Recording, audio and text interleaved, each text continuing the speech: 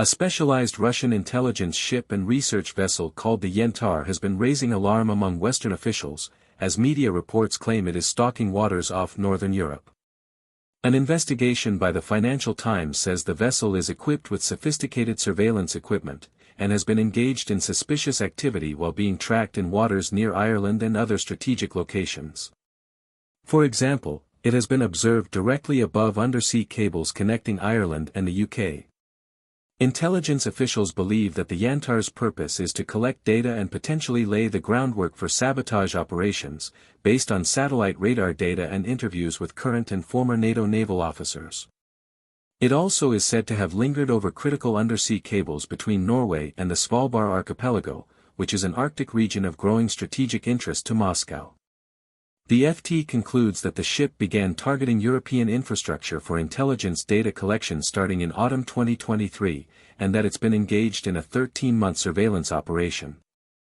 The report has flagged that its Irish Sea operations have been especially troubling, given this region is widely viewed as a vulnerable point in NATO's defense network.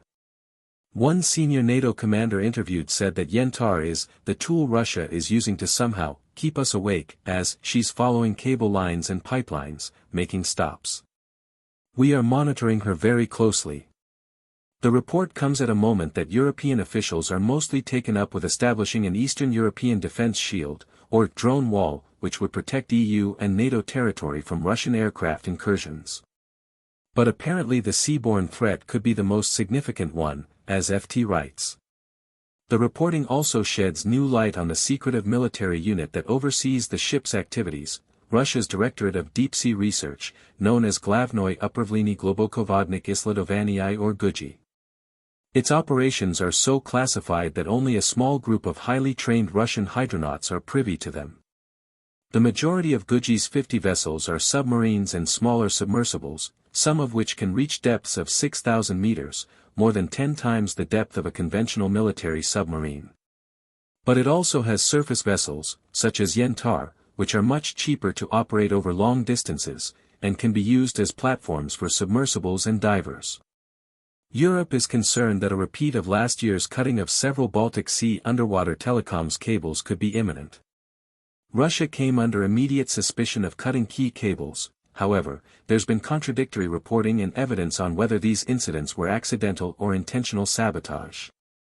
Hundreds of undersea cables span the globe, transmitting 98% of the world's internet traffic and are seen as essential to the global economy. The overwhelming majority of them are owned and operated by private companies. There are frequent instances of damage, but these are often found to be through fishing vessels dredging floor beds and other accidents.